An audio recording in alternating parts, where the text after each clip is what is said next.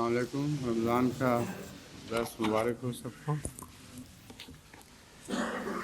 آج ہم نے سورہ النساء کی آیت 47 سے درس شروع کرنا ہے، اور اس درس سے متعلق یہ کہنا ضروری ہے کہ بعض مجبوریوں کی وجہ سے ربوہ کی طرف سے درخواست آئی تھی کہ پہلے 10 دن درس ذرا پہلے ختم کیا جائے، کیونکہ وہاں روزہ کھولنے کے لیے کچھ تیاری اور درس کے لیے پہنچنے میں کچھ وقت لگتا ہے۔ اس لیے آئندہ 10 دن تک وہ کہتے ہیں کہ 15 منٹ یا اس سے بھی کچھ پہلے، یعنی 1 بجنے میں 15 منٹ یا اس سے بھی کچھ پہلے درس ختم کر دیا جائے۔ تو دیکھیں گے انشاءاللہ، یہی کوشش کریں گے، اور اگر گھنٹے کا بھی ہو جائے حرج تو نہیں ہے، کیونکہ پہلے بھی 1 گھنٹے کے ہوتے رہے ہیں درس، لیکن بہرحال میں کوشش کروں گا کہ 1.25 گھنٹے سے اندر یہ ختم کر دوں۔ ٹھیک ہے؟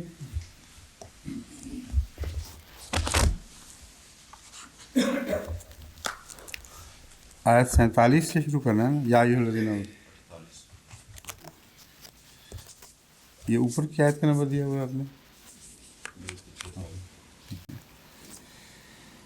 اعوذ باللہ من الشیطان الرجیم، بسم اللہ الرحمن الرحیم۔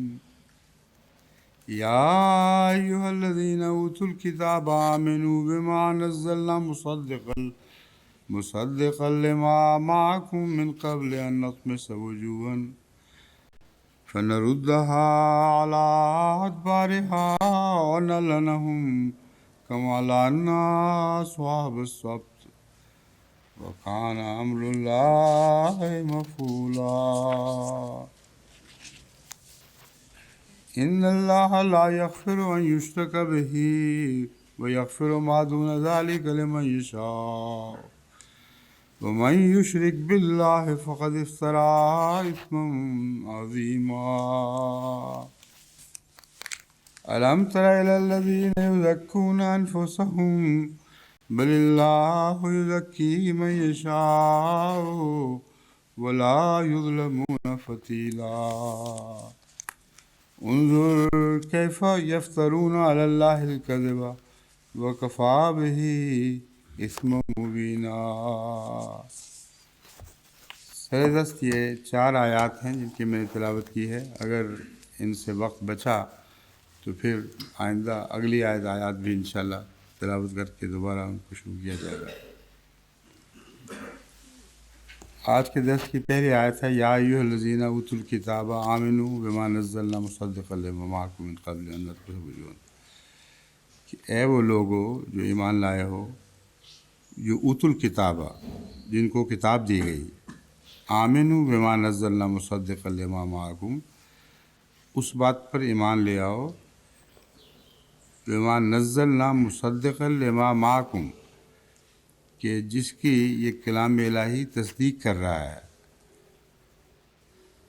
بما نزلنا سے مراد کلام الہی جو ہم نے نازل فرمایا ہے، مصدقا لما معکم، من اس بات کی تصدیق کر رہا ہے جو تمہارے پاس ہے، من قبل ان نطمس وجوہا، اس واقعہ سے پہلے ایمان لے آؤ کہ بعض چہرے مٹا دیے جائیں، فنردھا علی ادبارہا، پس ہم انہیں ان کے پیٹھوں کے بل پھیر دیں، اور نلعنہم، یا ان پر لعنت کریں، جیسا کہ ہم نے لعنت کی اصحاب السبت پر، یعنی ان لوگوں نے جنہوں نے سبت کے بارے میں زیادتی کی تھی۔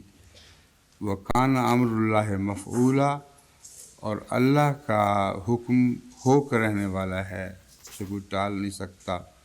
مفعولہ میں نے ایک ایسی چیز جس نے بہرحال ہو کر ہی رہنا ہے۔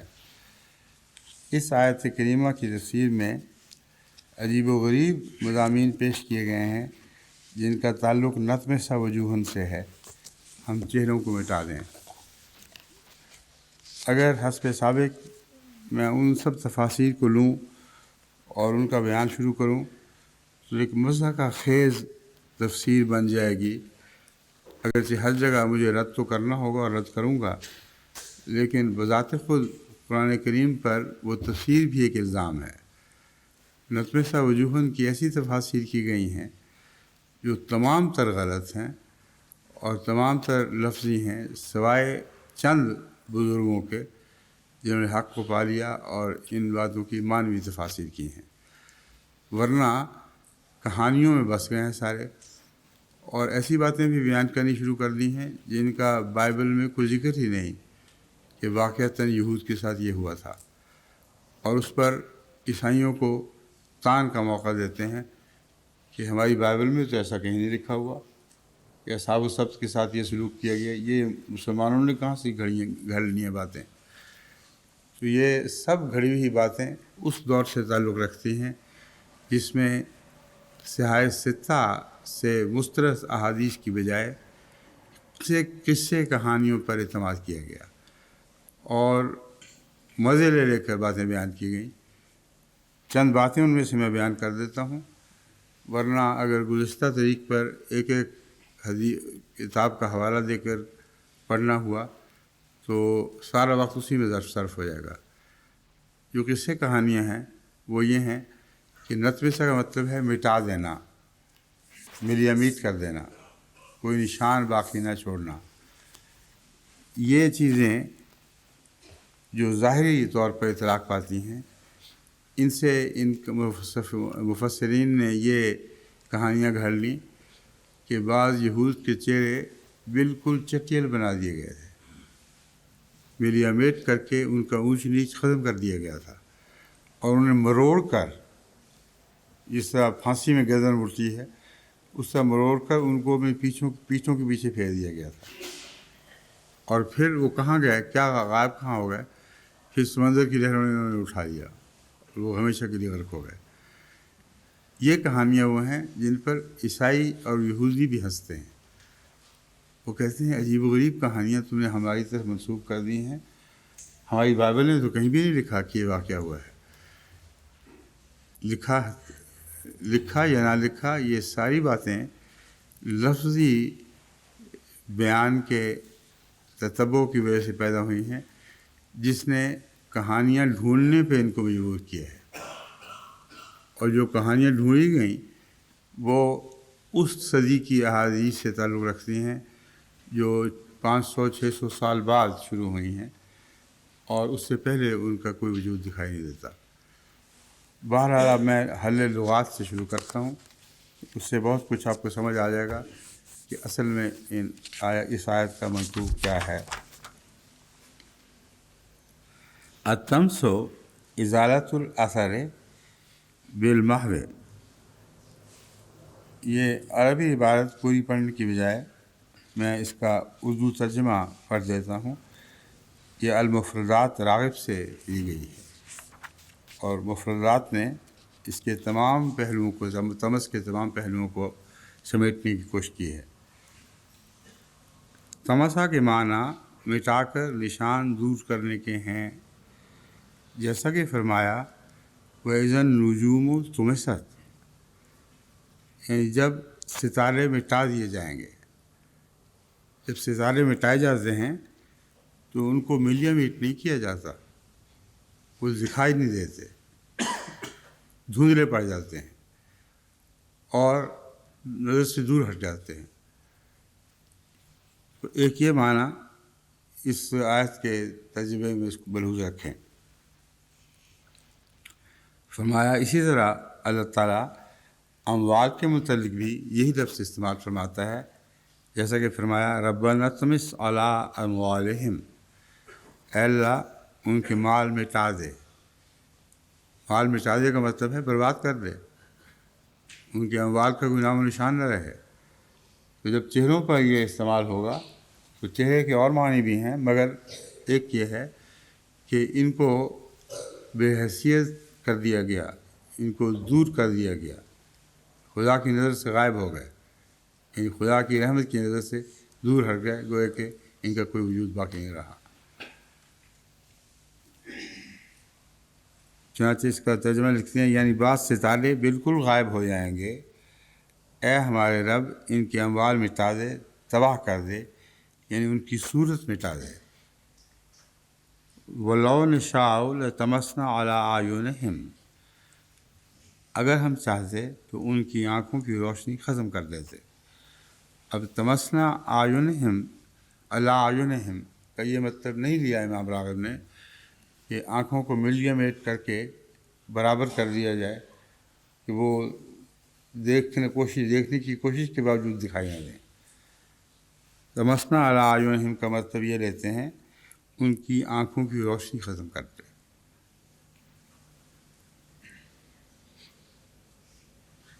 جیسے کوئی نشان مٹا دیتا ہے، یہ محاورہ ہے، کسی چیز کا جیسے نشان مٹا دیا جائے، آنکھوں کا نشان اس طرح مٹا کہ ان کی روشنی ختم کر دے۔ اللہ تعالیٰ کا فرمان ہے من قبل ان نطمس وجوہا، اس سے پہلے کہ ہم ان کے چہرے مٹا دیں۔ یہاں ان کے چہرے نہیں، من قبل ان نطمس وجوہا، بعض چہرے یا بڑے بڑے چہرے مٹا دیں۔ یہ ان کے کا ترجمہ کہاں سے لیا آپ نے؟ امام راغب کے ترجمے میں اس سے پہلے کہ ہم ان کے چہرے مٹا دیں لکھا گیا ہے، حالانکہ اصل عبارت میں یہ نہیں ہے من قبل ان نطمس وجوہا، اس سے پہلے کہ ہم بعض چہرے مٹا دیں، یہ بعض عظیم الشان چہرے مٹا دیں۔ اس کے بارے میں علماء کے ایک طبقہ کا یہ خیال ہے کہ یہ اسی دنیا میں اس طرح ہوگا۔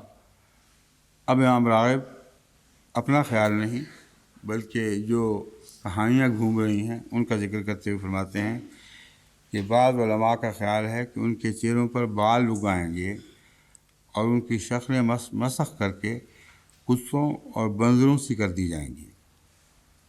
چہرے پر بال اگائیں گے، اسے کیا مراد ہے؟ کیوں فرمایا؟ وہ یہ کہانی بناتے ہیں کہ چہرے موڑ دیے جائیں، اپنی پیٹھوں کے بال، تو پیچھے گدی بھی تو بال ہوتے ہیں۔ تو علماء کا خیال یہ ہے کہ گدی کے بالوں کی طرح چہرے پر اس طرح بال اگائیں گے کہ گویا وہ مڑے ہوئے جائیں، اور صرف اسی پر بس نہیں ہوئی، واقعتاً چہرے موڑے بھی جائیں گے مروڑ کر۔ امام راغب کہتے ہیں کہ صرف یہی نہیں، علماء کا یہ خیال ہے کہ ان کی شکلیں مسخ کر کے کتوں اور بندروں سی کر دی جائیں گی۔ امام راضی کو تو مشورہ اب نہیں دیا جا سکتا، لیکن اگر وہ اس زمانے میں ہوتے تو میں انہیں کہتا کہ ان علماء کو بہتر علم ہوگا، وہ گھر کے رازدان ہیں، اس لیے ان کی بات مان جائیں۔ احادیث کا وہ ترجمہ جس کی کوئی بنیاد نہ ہو، یا قرآن کا وہ ترجمہ جس کی کوئی بھی بنیاد نہ ہو، اگر علماء اپنی طرف سے کرتے ہیں تو اس کا وبال ان پر پڑنے دیں، کیونکہ وہ اپنے آپ کو بہتر جانتے ہیں۔ لیکن یہ کہانی کہاں سے لی گئی ہے؟ میں نے تلاش کیا، مجھے کہیں نہیں ملی۔ ان کی چہریں مسخ کر کے کتوں اور بندروں سی، ان کی شکلیں مسخ کر کے کتوں اور بندروں سی کر دی جائیں گی۔ دراصل اس میں ایک سچائی بھی ہے، اور وہ یہ ہے کہ کتے بھونکتے ہیں اور سچائی کو بھونک بھونک کر اس کا راستہ کاٹنے کی کوشش کرتے ہیں۔ اس مضمون کو قرآن کریم نے دوسری آیات میں بیان فرمایا ہے۔ اس لیے کتوں کو اصلی کتے سمجھ لینا اور یہ کہ ان کی شکلیں کتوں جیسی بنا دی جائیں گی، یہ جہالت کی حد ہے، اس کے سوائے کچھ نہیں کہا جا سکتا۔ بندروں سی کر دی جائیں گی، یہ بھی درست ہے۔ قرآن کریم نے بگڑے ہوئے علماء کی مثال بندروں سے دی ہے اور سوروں سے بھی دی ہے، لیکن ہرگز یہ مراد نہیں کہ وہ واقعتاً بندر اور سور کی شکل پر آ جائیں گے۔ بندر اور سور کی طبی شکل پر آ جائیں گے، طبیعت کی شکل پر۔ سور گندگی کا نشان ہے، سور اجاڑنے کا نشان ہے، ہر طرف بربادی پھیلاتا ہے۔ سور اپنے ہی ہم جنسوں کو کھا جانے کا نشان ہے، اور یہ تمام صفات جیسا کہ قرآن کریم نے فرمایا ہے بین ہی ان لوگوں پر کوئی اترتی ہیں، اور بندر نقالی کی مثال ہے۔ لاکھ کوشش کرے انسان بن بھی سکتا، مگر انسان کی طرح ڈگلی پر ناچتا اور گاتا ہے، گاتا نہ بھی ہو تو من من کی آوازیں نکالتا ہے، اور اسے پہنایا بھی وہ سب کچھ جاتا ہے جو بندر کو دلہا کو پہنایا جاتا ہے۔ تو اس پہلو سے یہ مثالیں تو ٹھیک ہیں مگر ان کے معنی درست نہیں ہیں، انہوں نے ظاہر پر معمول کر کے قرآن کریم اور ابدی صداقتوں سے ظلم کیا ہے۔ اور علماء کے دوسرے طبقہ کا یہ خیال ہے کہ تمسا کا تعلق آخرت سے ہے۔ امام راغب کے نزدیک جن علماء کو اتنا احساس ضرور ہے کہ اس دنیا میں یہ واقعات نہیں گزرے اور قرآن سچا ہے، اور وہ اپنی تفسیر کو بھی سچا مانتے ہیں کہ ظاہراً ہوگا، تو وہ احتیاط کے تقاضے کے طور پر اسے آخرت میں دکھائی دیتے ہیں کہ مرنے کے بعد جب جی اٹھیں گے تو بندروں کی شکل اور سوروں کی شکل پر جی اٹھیں گے۔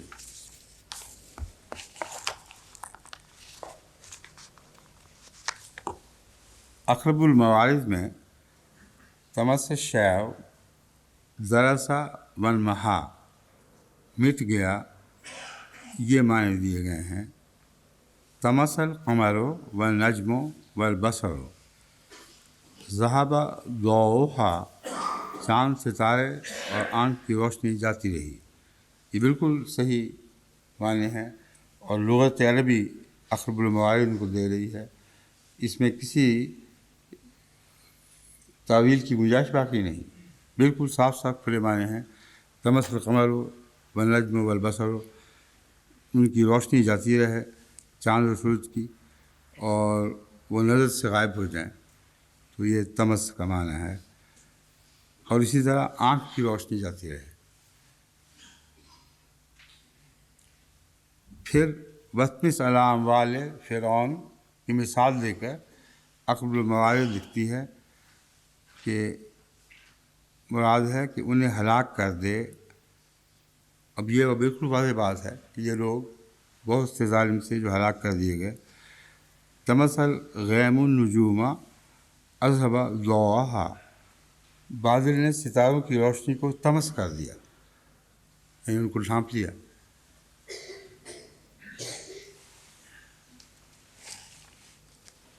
اب وجوہا کی تفسیر یعنی لغت پلٹ لی جائے تو باقی تفسیروں کو نظر انداز کرتے ہوئے اس آیت کریمہ کے معنی بالکل واضح ہو کر کھل جائیں گے، اور ہمیں اب ان تفسیروں کی تفسیر میں جانے کی ضرورت نہیں ہے۔ میں نے غور سے سب تفسیریں دیکھی ہیں، ان میں اکثر نزول سے تعلق میں بیہودہ بحثیں ہیں جن کا کوئی بھی وجود اصلی حقیقی کتب صحائف ستہ میں یا دوسری کتب میں نہیں ملتا۔ نزول کا شوق رکھنے میں علامہ سیوطی سب سے آگے بڑھے ہوئے ہیں، اور ہر آیت کریمہ کے پیچھے ایک شان نزول بنا لیتے ہیں جس کو ایک ہی واقعہ سے محظوظ کر کے جوڑ دیتی ہے، اور یہ عالمی کتاب کل عالم کے لیے نازل ہوئی تھی۔ یہ معلوم ہوتا ہے ایک یا دو یہودیوں کی خاطر نازل ہوئی ہے اور کسی کے سے اس کا تعلق نہیں۔ اس لیے میں نے پچھلی دفعہ بھی کہا تھا کہ اسباب نزول ایک لغو چیز ہے، اور جمع ہوئی ہیں یہ علامہ سیوطی کی وفات 849 میں ہوئی ہے۔ 850 سال بعد رسول اللہ علیہ وسلم کی ہجرت کے یہ علامہ پیدا ہوئے ہیں، اور وفات 911 ہجری میں۔ اب اندازہ لگائیں کہ وہ ساری احادیث ہیں جو 800 سال تک ڈوبی رہی ہیں، ان کا نام و نشان نہیں، یعنی اصل قابل اعتماد حدیثوں میں ان کا کوئی ذکر نہیں، یہ 800 سال کے بعد کھوج کر کے نکال دیتے ہیں۔ اور ہمارے علماء نے اتنا ان کو مرتبہ دے رکھا ہے علامہ سیوطی کہ جہاں علامہ سیوطی کا نام آ جائے ان کی پگڑیاں جھک جاتی ہیں۔ بڑے علامہ ہیں، بہت کچھ اکٹھا کیا ہے، لیکن رت و یابس ایسا جو قرآن اور حدیث کی شان کے خلاف ہے، کم سے کم اس کو تو رد کر دیں۔ اس کے ساتھ تو علماء تمس کا سلوک کریں، جیسا کہ تمس کی بحث گزر رہی ہے۔ جو اچھی باتیں ہیں وہ پکڑ لیں، کیونکہ اچھی باتیں قرآن اور حدیث کے مطابق ہوں گی، ہمیں اس سے کیا اس کی صحت ہے کہ نہیں، لیکن ہیں مطابق، اس لیے وہ ساری باتیں ان کی قابل قبول ہیں جو قرآن اور حدیث کے مطابق ہیں. باقی کے ساتھ ان کی وجوہ کے ساتھ تمس ہونا چاہیے، کلیتاً ان چیزوں کو مٹا دینا چاہیے.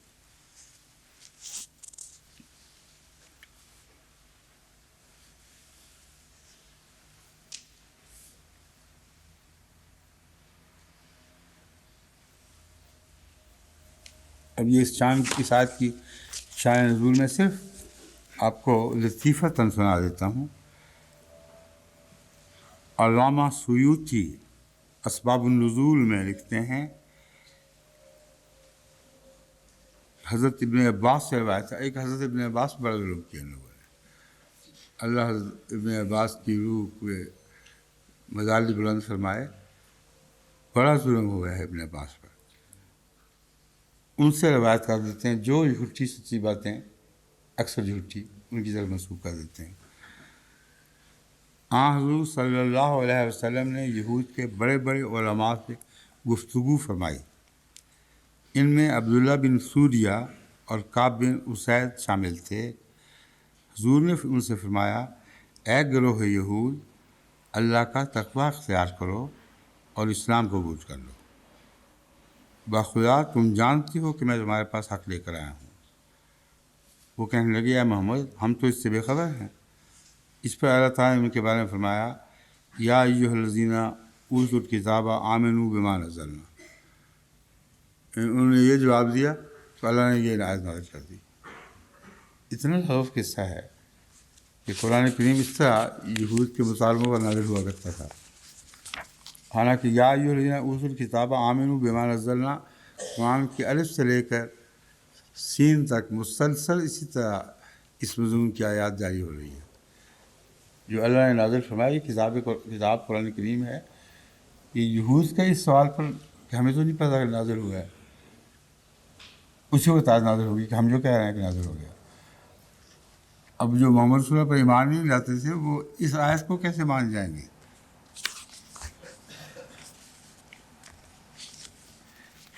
امام راضی نے اس میں ایک بات اٹھائی ہے، وہ دلچسپ اور عمدہ بات ہے.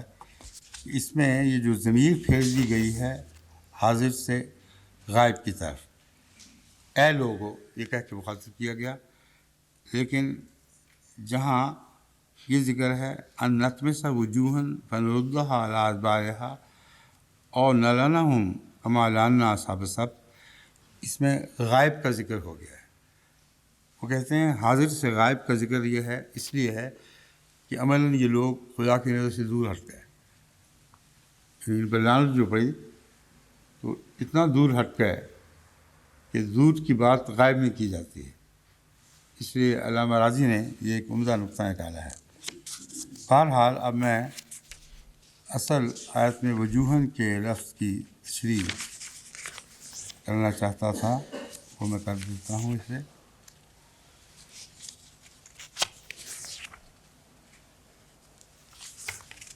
لغت میں وجوہاً کی جو تفسیر ہے وہ یہاں نہیں ہے. وجوہاً کہاں ہے؟ ہاں یہ ہے اقرب الموارد کے نیچے. الوجہ نفس الشیء، کسی چیز کی ذات کو الوجہ کہا جاتا ہے. الوجہ سید القوم، یہ بہت اہم بات ہے کہ قوم کے سردار کو بھی قوم کا چہرہ کہتے ہیں. وجوہ ہم وجوہ القوم، ان کو وجوہ کہا جاتا ہے کیونکہ وہ قوم کا چہرہ ہوتے ہیں. اے ساداتہم و آیانہم، یعنی ان کے سرداران قوم. وجہ کی جمع وجوہ ہے اور وجوہ القوم یعنی سرداران قوم اور رؤسا. الوجہ القصد والنیت، اور وجہ قصد اور نیت کو بھی کہتے ہیں. رجل وجہ ذو جاہ، ایسا انسان جو صاحب حشمت ہو اسے وجہ کہا جاتا ہے. قرآن کریم میں جہاں وجہ کا استعمال ہے کثرت کے ساتھ، میرے ذہن میں وہ تھا کہ اس کی مثالیں نہیں ہیں یہاں۔ اللہ تعالیٰ کے لیے وجہ کا استعمال ہے، اور بہت کثرت سے وجہ کے استعمالات ہیں جو اپنے مضمون کو خود کھول دیتے ہیں، اور کسی لوز اور کسی تفسیر کی ضرورت ہی نہیں رہتی۔ تو میں وہ ڈھونڈ رہا تھا، وہ آپ تلاش کر لینا، اگر ضرورت پڑی تو کل بیان کر دیں گے۔ اب میں بغیر کسی تفسیری حوالے کے مضمون آپ کے سامنے رکھتا ہوں۔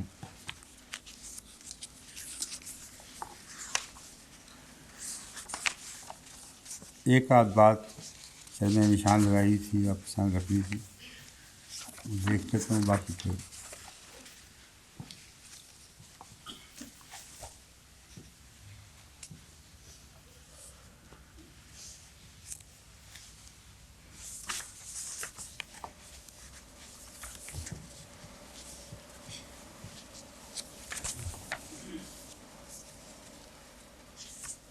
علامہ راضی وجود سے مراد مسخ ہونا یعنی روحانی اور معنوی طور پر ان کا خطا خراب ہو جانا لیتے ہیں۔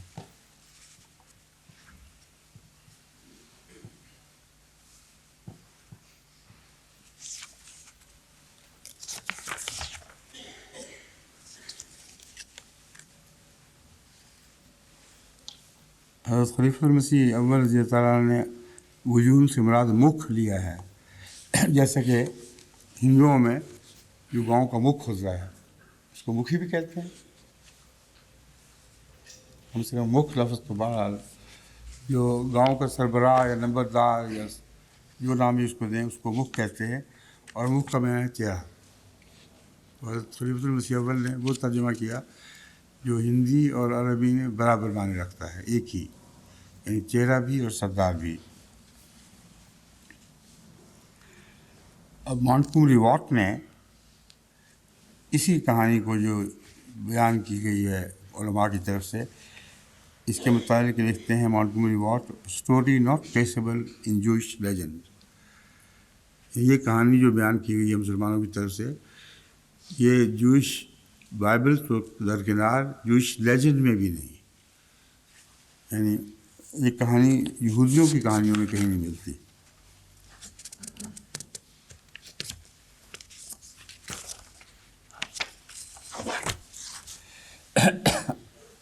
اب میں اس آیت کی سیدھی سادی صاف تفسیر آپ کے سامنے رکھتا ہوں۔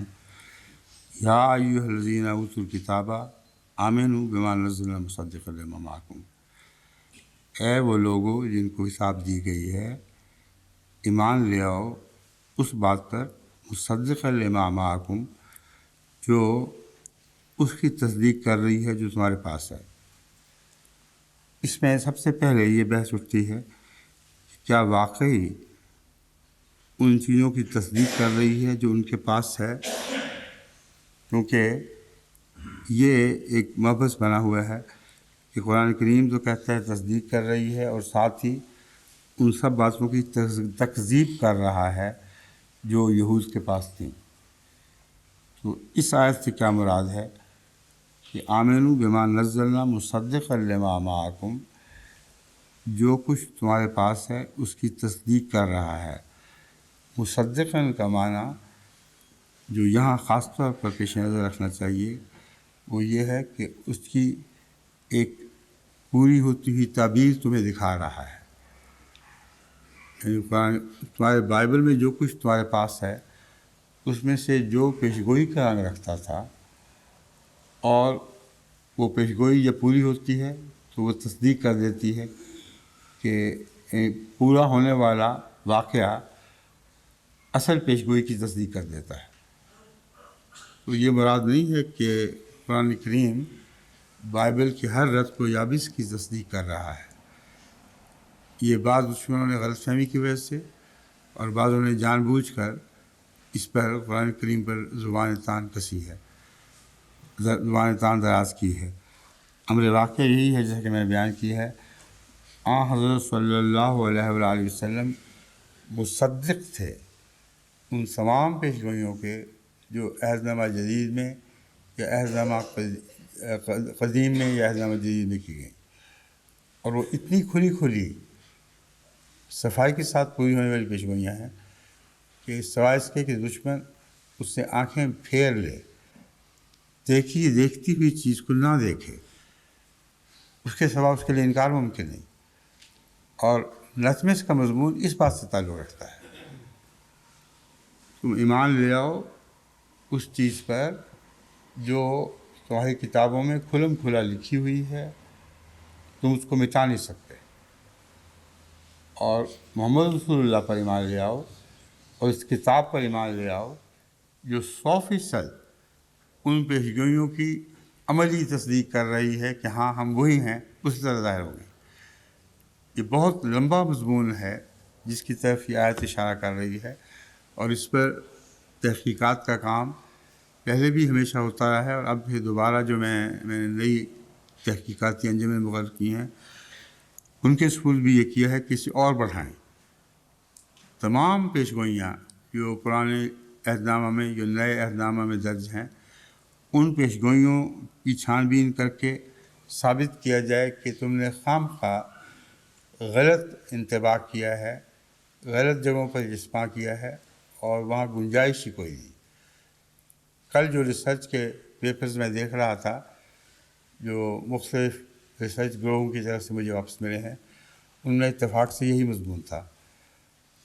بہت سے نئے لکھنے والے، دنیا کے مختلف علاقوں سے تعلق رکھنے والے ایسے محققین ہیں جن کو ان پیشگوئیوں کی اس لیے سمجھ نہیں آ رہی کہ صحیح جگہ اطلاق نہیں کرتے۔ جب تک وہ رسول اللہ صلی اللہ علیہ وآلہ وسلم پر اور قرآن کریم پر ان کا اطلاق نہ کریں، ان کو ان کی سمجھ آ ہی نہیں سکتی۔ ایسی اٹکل پچوئیں مارتے ہیں، ایسی احمقانہ باتیں کرتے ہیں، حالانکہ وہ بڑے علماء ہیں۔ تو ضروری ہے کہ ان کا تتبع کیا جائے اور اس صورت میں مقالے لکھے جائیں کہ جب وہ ان علماء کو بھیجے جائیں تو ان کو دکھائی دینے لگے۔ اس وقت تو یہ صورت ہے کہ گویا ان کی آنکھوں کو طمس کر دیا گیا ہے۔ آنکھوں کے سامنے ایک بات دیکھ رہے ہیں، اب دیکھ نہیں سکتے۔ تو آنکھوں کا نور لے جانا، چہروں کا طمس ایک یہ معنی بھی رکھتا ہے کہ ان کو کھلی کھلی باتیں بھی دکھائی نہیں دیتی، محسوس نہیں ہوتی۔ فَنَرُدَّهَا عَلَىٰ أَدْبَارِهَا أَن نَطْمِسَ وُجُوهًا فَنَرُدَّهَا عَلَىٰ أَدْبَارِهَا، اس کا ایک معنی یہ ہے کہ ان کو پیٹھوں کے بھل پھیرا دیں،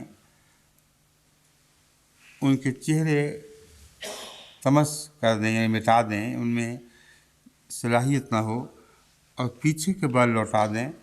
یعنی پہلے وہ بڑھ کر آگے آ کر سردار بن گئے تھے اور قوم کے بڑے بڑے انسان بن گئے تھے، تو ادبارہم کا مطلب ہے جہاں سے آئے تھے واپس چل جائیں، دور ہٹ جائیں، ان کی سرداریاں جاتی رہیں۔ اور نلعنہم کما لعنا اصحاب السبت، یا ان پر ایسی ہی لعنت ڈالیں جیسے اصحاب سبت پر لعنت ڈالی تھی۔ وَكَانَ أَمْرُ اللَّهِ مَفْعُولًا، اور اللہ کی بات ہو کر رہنے والی ہے۔ اصحاب سبت پر کیسی لعنت ڈالی تھی اس کا میں بعد میں ذکر کرتا ہوں۔ اب میں ایک دوسرے معنی نطمس وجوہن کا آپ کے سامنے رکھتا ہوں۔ وجوہن سے مراد سردار ہیں، ان گروہوں کے بڑے بڑے لوگ، کیونکہ قرآن کریم سے وجہ کا استعمال ہر جگہ عظیم الشان بڑے لوگ، سردار، خدا تعالیٰ کا وجہ، یعنی اللہ تعالیٰ کی عظیم الشان، بلند شان، ایسی تمام چیزوں کے لیے لفظ وجہ استعمال ہوا ہے۔ اور وجوہن سے مراد یہ ہے کہ تمہارے سردار یہ سب کچھ کام کرتے ہیں، ان کے علم میں ہوتا ہے۔ عوام الناس کے تو علم میں نہیں ہے، لیکن جو یہود اور عیسائیوں کے سردار تھے ان کے علم میں تھا کہ بعینِ ہی یہی پیشگوئیاں جو اپنی آنکھوں کے سامنے رسول اللہ صلی اللہ علیہ وسلم کے حق میں پوری ہوتا دیکھتے ہیں وہ بائبل میں موجود ہیں۔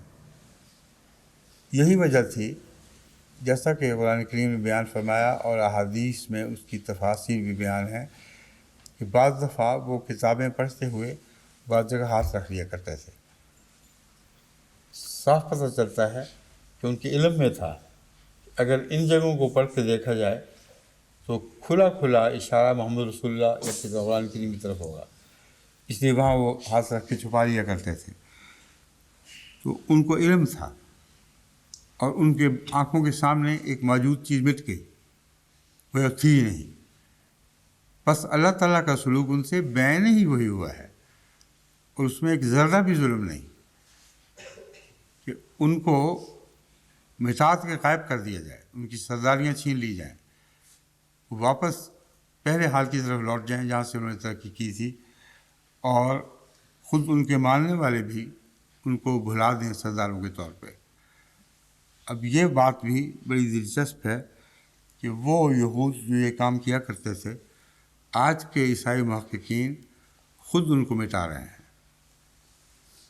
ان کی یہ حرکتیں، ان کے یہ بد افعال اب ان کو برے لگنے لگے ہیں، اور لطمِ وجوہن کا ایک زمانہ اب بھی آیا ہے، یعنی آج کل کے زمانے میں خود ان کے ماننے والے ان کے چہرے اپنی تاریخ سے مسح کر کے ان کو مٹا کے رکھ کر رہے ہیں، اور لکھ رہے ہیں کہ یہ سب جھوٹے واقعات ہیں، یہ انہوں نے قصے بنائے ہوئے ہیں۔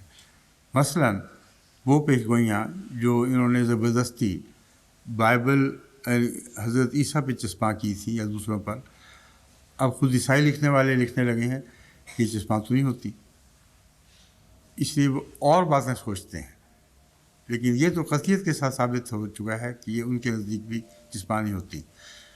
تو لطمِ وجوہن کا ایک منظر ہم اس دنیا میں اپنی آنکھوں کے سامنے پورا ہوتا دیکھ رہے ہیں، اور ہمارے جتنے محققین ہیں جن کو میں نے اس کام پر لگایا ہوا ہے ان کو میں مزید ہدایت دیتا ہوں کہ زیادہ تفصیل سے نئی تحقیقات کا اس آیت کریمہ سے جو تعلق ہے اس کو خود انہی کے الفاظ میں دکھائیں، تاکہ ہمارے ہاں ایک نیا لٹریچر وجود میں آئے جو قرآن کریم کی آیت کے ہر مخفی سے مخفی پہلو اور اشارے کو بھی ابھار کر سامنے لے آئے۔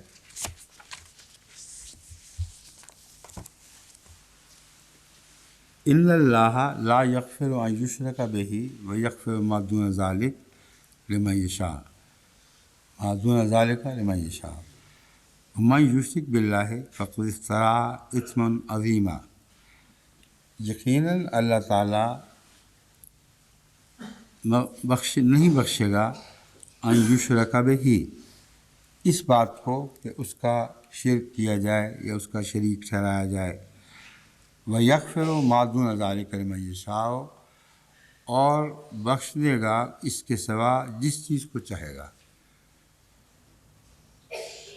جس چیز کو نہیں، جو بھی جس کے لیے بھی چاہے گا، لِمَن يَشَاءُ، جس شخص کے لیے یہ پسند کرے گا کہ شرک کے سوا اس کی باقی تمام باتیں ختم کر دی جائیں، معاف کر دی جائیں، وہ ایسا کرے گا۔ وَمَن یشرک باللہ فقد افتری اثما عظیما، اور جو بھی اللہ کا شریک ٹھہرائے، فقد افتری اثما عظیما، تو اس نے بہت بڑا گناہ افتراء کے طور پر گھڑ لیا ہے۔ گناہ گھڑنا یہ ایک نیا محاورہ ہے۔ افتراء اثما عظیما سے اصل معنی یہ ہے کہ اس نے ایک بہت ہی بڑے گناہ کی بات کہی ہے جو اپنی طرف سے گھڑی ہے، وہ اس کا ثبوت کہیں کتابوں میں نہیں ملے گا، اس نے خود اپنی طرف سے گھڑی ہے اور وہ اللہ کی طرف منسوب کر دی ہے۔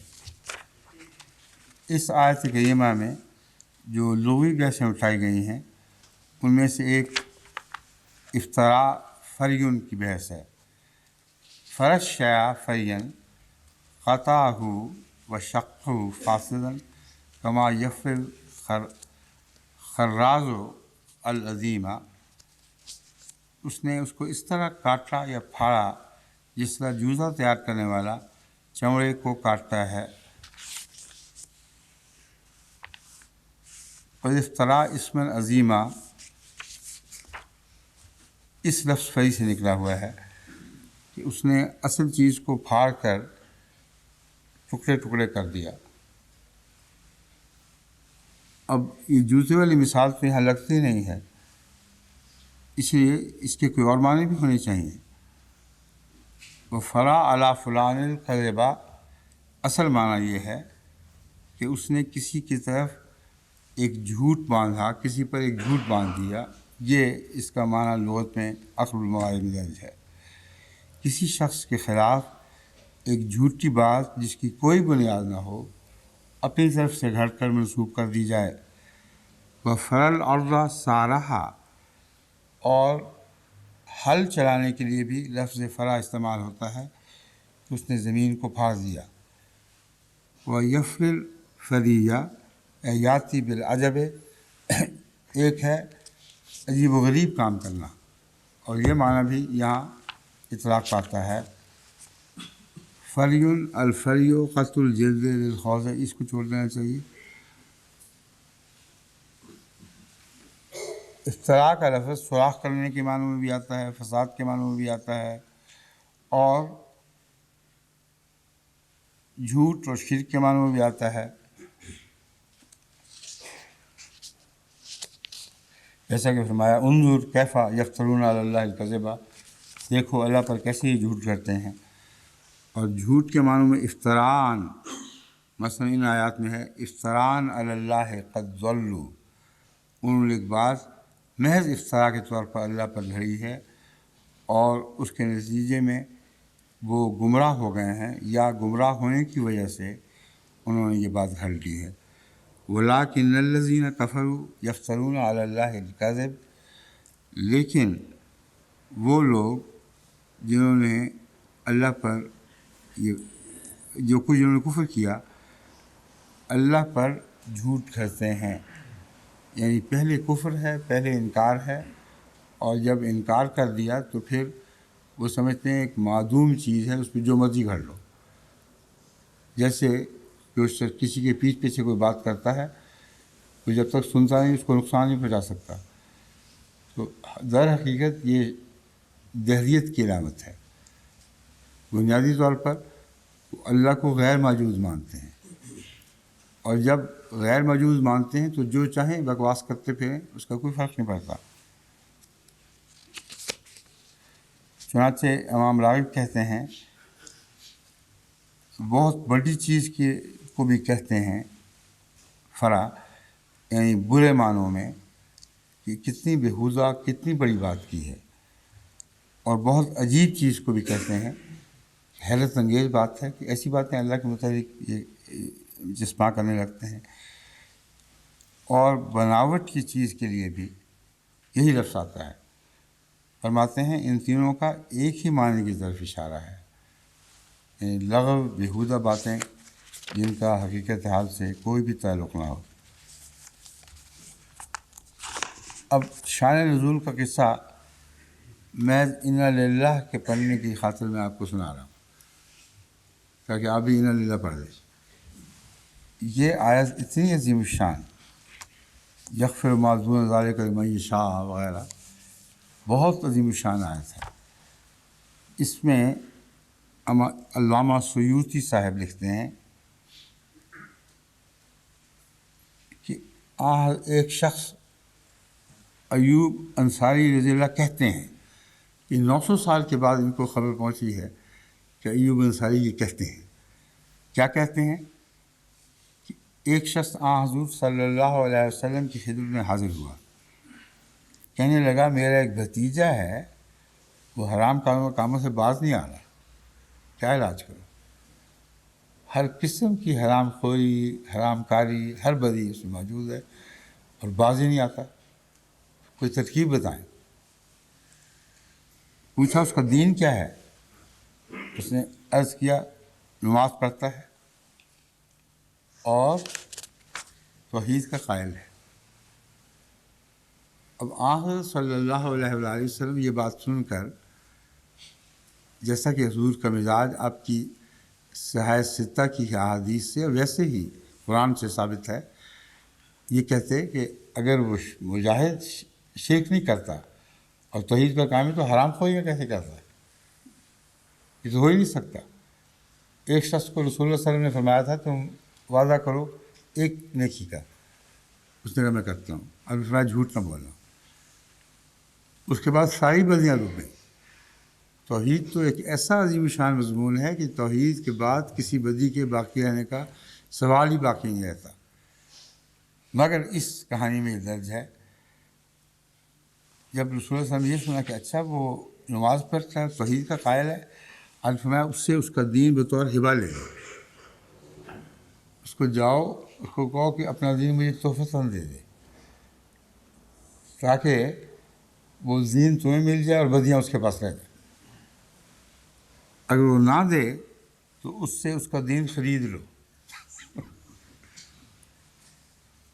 वो दीन जिसके मतलब कुरान फरमाता है उसमें बै हो ही नहीं सकती, कोई सौदाबाजी नहीं, कोई तबादला नहीं है। नाउज़ुबिल्लाह मिन ज़ालिक, रसूल ने फरमाया उससे खरीद लेना, कहना पैसे ले लो, अपना दीन मुझे दे दो।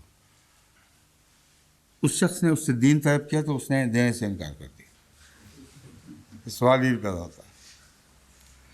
इस पर वो शख्स हज़ूर के पास आया, हज़ूर को सारी सूरत हाल बताई और कहा मैंने उसे दीन के मामले में बड़ा कट्टर पाया है, उसके बावजूद सारी बदकारियाँ मौजूद हैं। इस पर यह आयत नाज़िल हुई, इन्नल्लाह ला यग़फ़िरु अन युश्रक बिही व यग़फ़िरु मा दून ज़ालिक, कि उसके लिए उसके हक़ में आयत नाज़िल हुई है कि बदकारियाँ बदियाँ करते फिरो, चूँकि तुम मुशरिक नहीं हो, इसलिए अल्लाह सब कुछ बख्श देगा। ये लग़वियात हैं जो अल्लामा सुयूती के नाम पर इस्लाम में हर तरफ राइज हैं और रासिख़ समझी जाती हैं। और बदकिस्मती से हमारे उलमा भी अल्लामा सुयूती के सामने सर झुकाते, और जब मैं कोई बात पूछूं अल्लामा सुयूती ने फरमाया, ये फरमाया अल्लामा सुयूती ने, जो मैंने आपके ऊपर के दिखा दिया।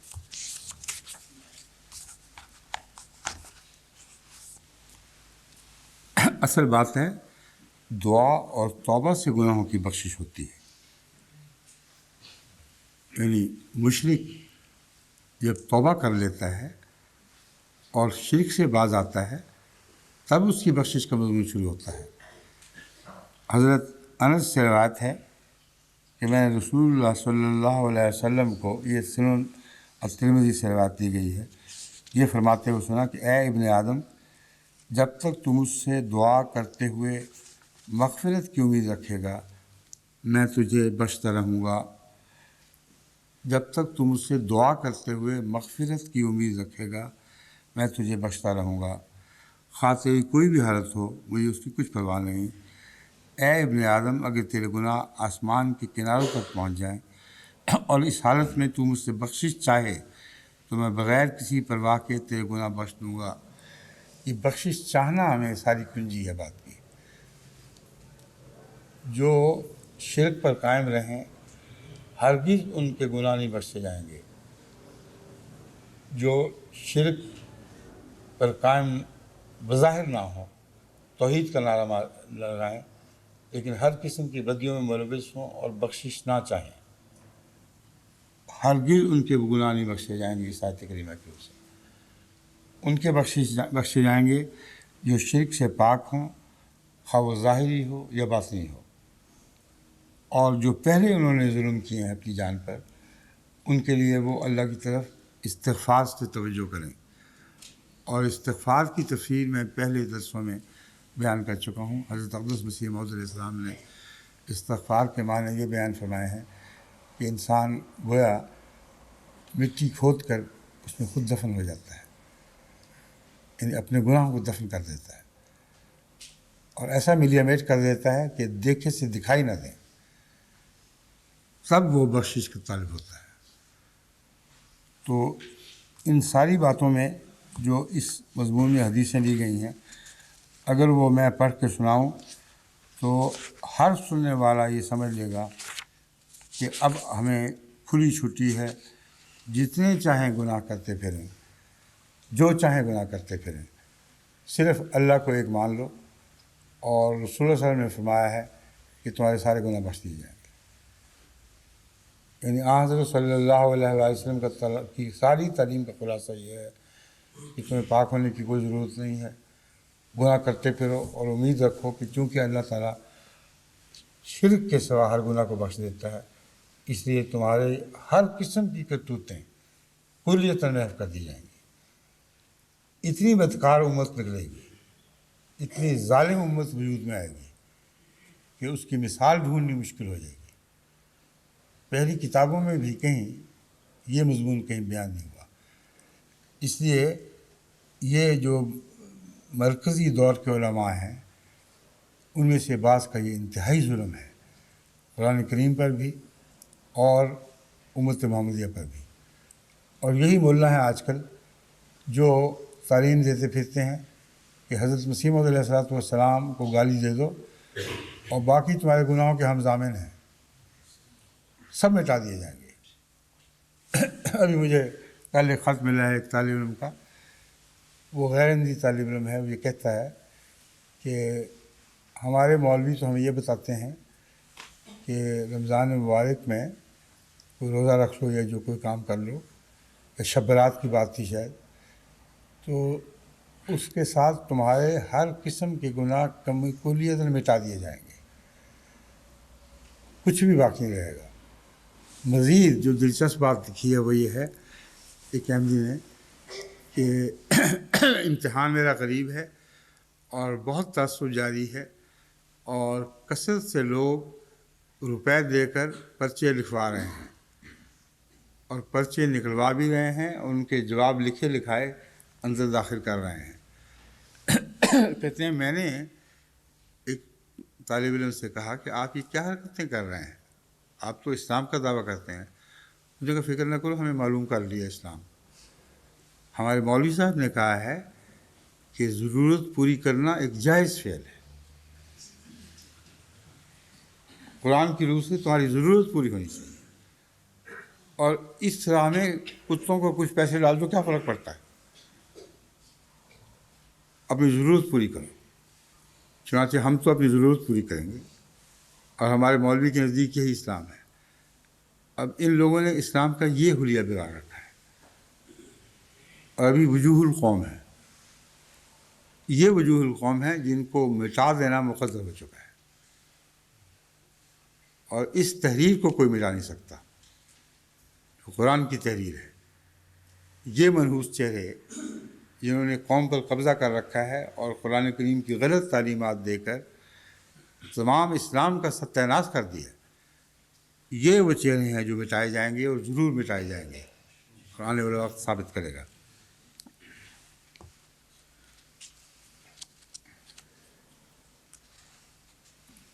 حضرت صلی اللہ علیہ وآلہ وسلم کا تو توحید باری کے لیے غیرت رکھنا اتنا عظیم تھا کہ یہ ساری باتیں جو رسول اللہ صلی اللہ علیہ وسلم کی طرف منسوب کی جا رہی ہیں، قرآن کی طرف منسوب کی جا رہی ہیں، ان کا تصور بھی نہیں باندھا جا سکتا. وہ بھی گناہ ہے.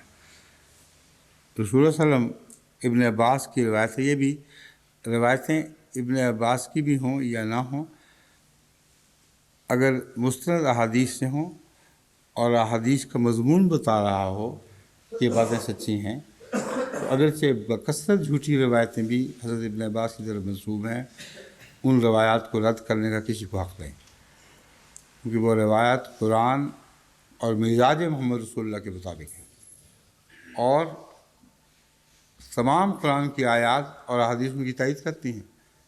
اس لیے اس سے غرض نہیں ہے کہ کس کی روایت ہے، لیکن ہم یقین رکھتے ہیں کہ یہ روایت ضرور ابن عباس کی ہوگی کیونکہ سچی روایت ہے. ابن عباس کہتے ہیں کہ ایک شخص نے رسول اللہ صلی اللہ علیہ وسلم سے کہا ما شاء اللہ و شئت، جو اللہ نے چاہا اور آپ نے چاہا. اس پر حضور نے فرمایا کہ کیا تم نے مجھے اور خدا کو یکساں سمجھ رکھا ہے؟ کیا میں خدا کے کوئی خدائی اس کی جو وہ چاہتا ہے اس میں شریک ہو چکا ہوں؟ یہ کہو فقط خدا نے چاہا. اب یہ جو مسئلہ ہے یہ بالکل درست ہے، مگر کن معنوں میں درست ہے اور اس کی تشریح کیا حقیقی ہونی چاہیے یہ بیان کرنا ضروری ہے. کیونکہ اللہ اور رسول کو جب اکٹھا باندھا جائے تو جو اللہ اور رسول چاہیں، مستند احادیث سے یہ بات ثابت ہے کہ صحابہ یہ کہا کرتے تھے کہ جو اللہ اور رسول چاہے. وہ ایک بریکٹ میں ایک محاورہ استعمال ہوتا ہے جس کا مطلب یہ نہیں ہے کہ اللہ کے علاوہ کسی خاص معاملے میں ایک رسول نے بھی چاہا اس لیے ہو گیا. وہ تمام تر تعلیمات قرآن سے تعلق رکھنے والا مضمون ہے اور اللہ رسول کو اکٹھا باندھ دیا گیا ہے. یعنی جو کچھ بھی قرآن میں بیان ہے اس کے سوا خدا کا رسول جو بھی اللہ کی طرف منسوب ہونے والی کتاب ہے اس کے سوا خدا کا رسول اپنی طرف سے کوئی بات بنا سکتا ہی نہیں.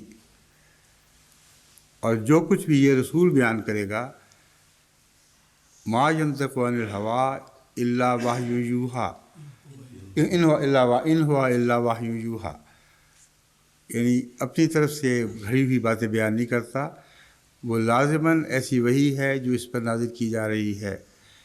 یہ موقع وہ موقع نہیں تھا. اس موقع پر اس کی مثال ایسی ہے جیسے وہ کہے کہ دعا کریں میرے بچہ ہو جائے اور کہے کہ پھر جیسا اللہ نے چاہا اور آپ نے چاہا. یہ شرک ہے، ہرگز یہ نہیں کہنا چاہیے. اور اس شرک کے خلاف رسول اللہ صلی اللہ علیہ وسلم دیکھو کس طرح مستعدی کے ساتھ نبردرواں ہوئے ہیں. اپنی ذات کے متعلق بات ہے، تعریفی کلمہ ہے، لیکن بڑی سختی سے اس کو رد کر دیا ہے.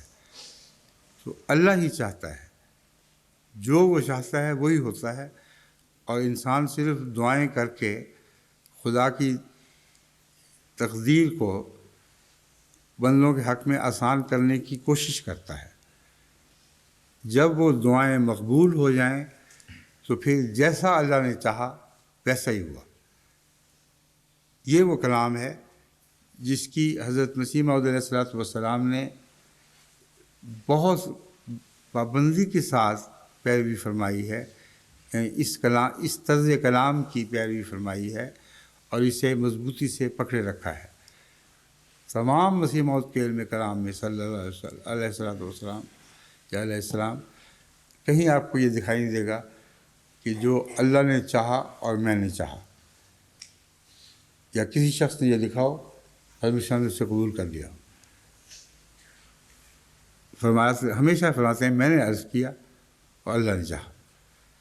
بس ان معنوں میں یہ حدیث ہے اور 100% درست ہے، اور اس کی کسی اور تعویل کی سوائے اس کے کہ جو میں نے آپ کے سامنے بیان کر دی ضرورت نہیں ہے. حضرت علی ابو طالب رضی اللہ تعالیٰ عنہ فرماتے ہیں یہ آیت قرآنی مجھے سب سے زیادہ محبوب ہے. ان اللہ لا یغفر ان یشرک بہ ویغفر ما دون ذلک لمن یشاء، کہ اللہ تعالیٰ لا یغفر ان یشرک بہ، جو اس کا شرک ٹھہرائے، اس کا شریک ٹھہرائے یا اس کا شریک ٹھہرایا جانا یہ معاف نہیں فرماتا. وَيَغْفِرُ مَا دُونَ ذَلِكَ، اور جو اس کے سوا ہے وہ سب کچھ معاف فرما سکتا ہے لمن یشاء، اس کے لیے جس کے لیے وہ چاہے. اب حضرت علی رضی اللہ تعالیٰ عنہ کو یہ آیت محبوب ہو ہی نہیں سکتی تھی اگر آپ اس کے پہلے حصے کے مصداق نہ ہوتے. اگر خود آپ نے نعوذ باللہ من ذالک خدا کا کوئی شرک کیا ہوتا یا شریک ٹھہرایا ہوتا تو آپ کیسے کہہ سکتے تھے کہ یہ آیت مجھے سب سے زیادہ محبوب ہے. یہ آیت تو سب سے زیادہ ڈرانے والی ہوتی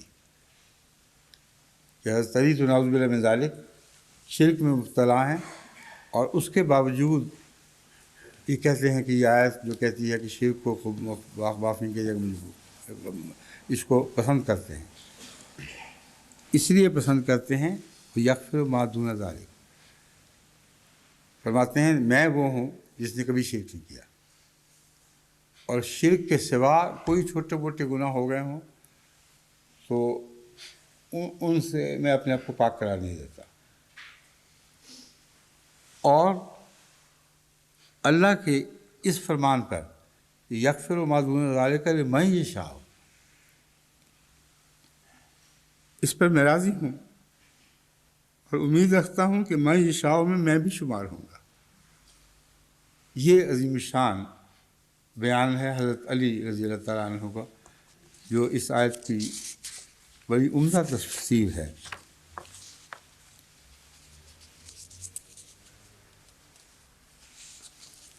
اب وہی سیوطی، علامہ سیوطی، ان کے نزدیک تو یہ ترجمہ ہے کہ گویا نعوذ باللہ من ذالک، رسول اللہ صلی اللہ علیہ وسلم نے فرمایا جو ایسی حالت میں وفات پائے کہ اللہ کے برابر کسی کو نہ سمجھتا ہو، بخشا جائے گا خواہ اس کے گناہ ریت کے ذروں کے برابر ہوں۔ امت محمدیہ کو کھلی چھٹی مل گئی کہ اتنے گناہ کریں جو ابھی تک نہیں کر سکے، ریت کے ذروں کے برابر گناہ کریں، یعنی ساری دنیا کے گناہوں سے بھر دیں، اور یقین رکھیں کہ اگر وہ لا الہ الا اللہ پڑھتے ہوئے جان دے گا تو بہت کافی ہے۔ حالانکہ مرتے وقت کا لا الہ الا اللہ کچھ بھی اس کے حق میں کام نہیں آتا، مرتے وقت کا لا الہ الا اللہ اس کے خلاف گواہ بنایا جائے گا، اس وقت لا الہ الا اللہ کہنے کا وقت گزر چکا ہوتا ہے۔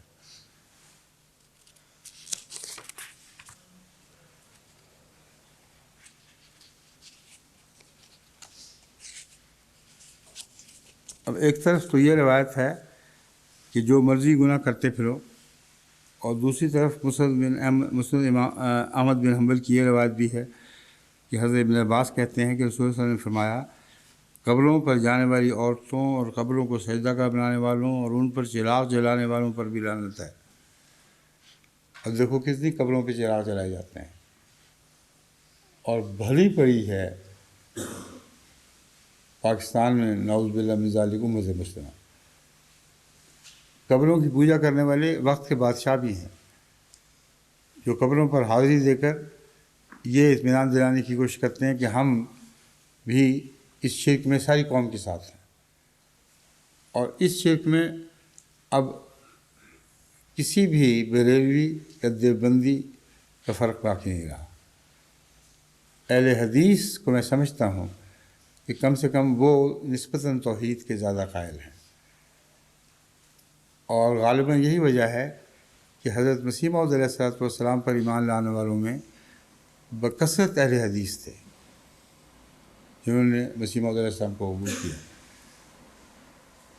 اب بھی اہل حدیث میں اگر آپ ان کو چھان پھٹک کر دیکھیں، ان کا توحید سے تعلق باقی سب فرقوں کی نسبت زیادہ ہے، اگرچہ ہمارے دشمن ہیں لیکن جو ان کی خوبی ہے وہ ہمیں تسلیم کرنی پڑتی ہے۔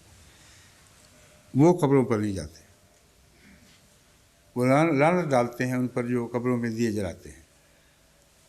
اب یہ لوگ جو ہیں یہ لا الہ الا اللہ پڑھتے ہیں،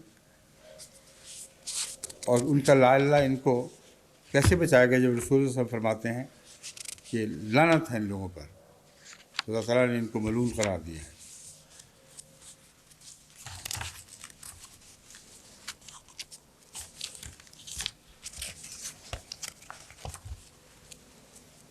امام راضی کہتے ہیں کہ اس آیت پر اگر گہرا غور کیا جائے تو پھر مذہبی اصطلاح میں یہود کو بھی مشرک قرار دینا پڑے گا۔ اب یہ استدلال بڑا دلچسپ نکالا ہے انہوں نے۔ وہ یہ کہتے ہیں کہ آیت بتاتی ہے کہ شرک کے سوا ہر امر بخشا جائے گا، ٹھیک ہے، اور یہ آیت بتاتی ہے کہ یہودی بخشے نہیں جائیں گے، اس کا مطلب وہ مشرک ہیں، اور اگر مشرک ہیں تو پھر اہل کتاب کیوں کہا جا رہا ہے ان کو؟ قرآن مشرکوں کو اہل کتاب کہہ رہا ہے، یہ ایک الگ جھگڑا شروع ہو جائے گا اور اس کی گہرائی میں جانا پڑے گا۔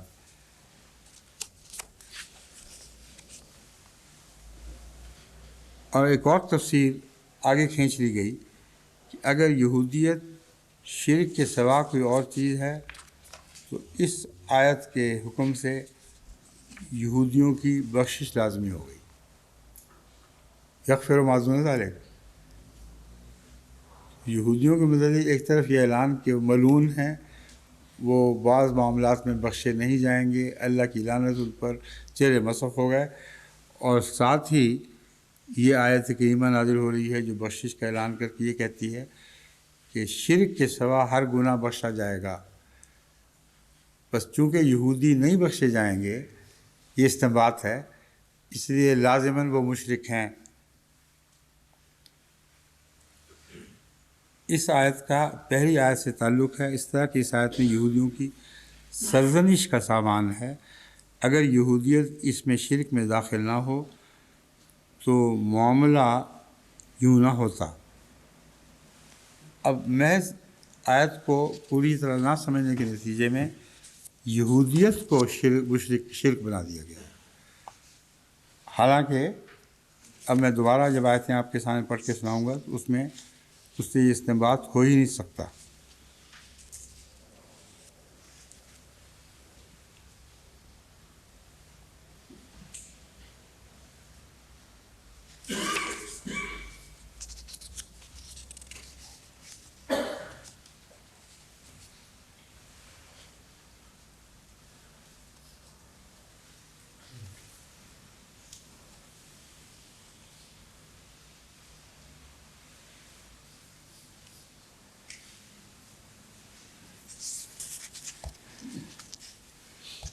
ابن کثیر نے اپنی تفسیر میں یہ نقطہ بیان فرمایا ہے کہ اس آیت کے مضمون میں دھوکہ لگ سکتا ہے، یعنی بعض غلط فہمیاں پیدا ہو سکتی ہیں۔ کہتے ہیں اس سے زیادہ واضح اور قطعی آیت یہ ہے، قل یا عبادی الذین اسرفوا علی انفسہم لا تقنطوا من رحمت اللہ ان اللہ یغفر الذنوب جميعا۔ اے میرے بندو، الذین اسرفوا علی انفسہم، جنہوں نے اپنے نفس پر کسی قسم کی زیادتی کی ہو، اور اس میں شرک بھی شامل ہے اور ہر قسم کے گناہ جو اپنے نفس کے خلاف ہوتے ہیں مداخل ہیں۔ لا تقنطوا من رحمت اللہ کی رحمت سے ہرگز مایوس نہ ہو۔ ان اللہ یغفر الذنوب جميعا، یقیناً اللہ تعالیٰ تمام گناہوں کو اکٹھا بخش دیتا ہے۔ لا تقنطوا من رحمت اللہ سے اور ان اللہ یغفر الذنوب جميعا سے انہوں نے یہ چیز نکالی ہے، یعنی توبہ شرط ہے۔ یہ اس آیت سے نکالنے کی مجھے وجہ سمجھ نہیں آ سکی۔ توبہ کا شرط ہونا تو قرآن کریم میں ہر طرف پھیلا پڑا ہے، اس کثرت سے بیان ہے توبہ کا، توبہ نصوحہ کا بیان ہے، ایسی توبہ کا جو گناہوں کو چاٹ جائے، ختم کر دے گی، کہ مجھے سمجھ نہیں آ رہی کہ علماء ان آیات سے توبہ نکالنے کا مفہوم کیوں نکالتے ہیں۔ ان آیات کی روشنی میں اس آیت کا ترجمہ کریں جن کا توبہ سے تعلق ہے اور وہ قطعیت کا حکم رکھتی ہیں۔ وہ ایسی آیات نہیں ہیں جن کو آپ مبہم آیات قرار دیں، محکم ہیں، متشابہ آیات نہیں ہیں۔ ان محکم آیات کی کو ملا دیں اس آیت کے ساتھ تو مضمون بالکل کھل جاتا ہے، کسی گھبرانے کی ضرورت نہیں اور غلط ترجموں کی ضرورت نہیں۔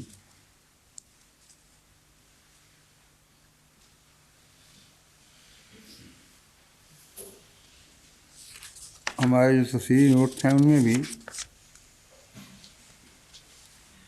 ایک بہام حضرت مسیح علیہ السلام کا ترجمہ بالکل سادہ، صاف، کھلا کھلا ترجمہ ہے۔ خدا ہر ایک گناہ بخش دے گا جس کے لیے چاہے گا، پر شرک کو ہرگز نہیں بخشے گا۔ جس کے لیے چاہے گا جو ہے، یہ ہے اصل بنیاد۔ اللہ تعالیٰ کسی کے لیے بے وجہ کوئی بات نہیں چاہتا۔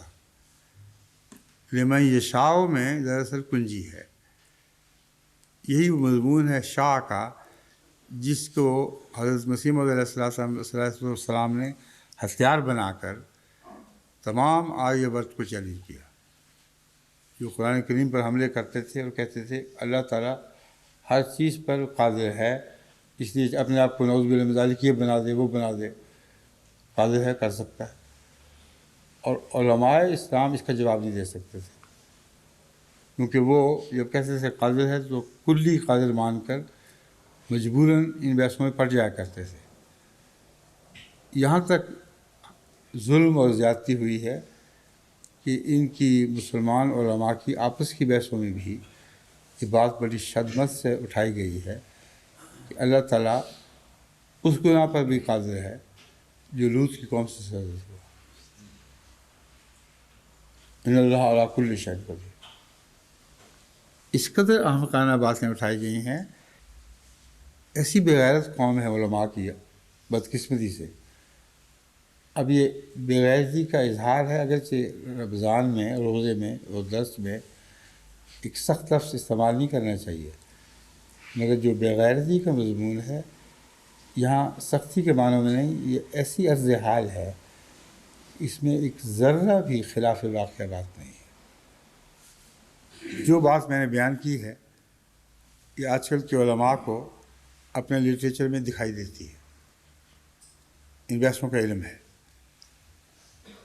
اور کیوں ان کے خلاف نہیں اٹھتے. اگر نہیں اٹھتے تو دین کی غیرت نہیں دکھا رہے.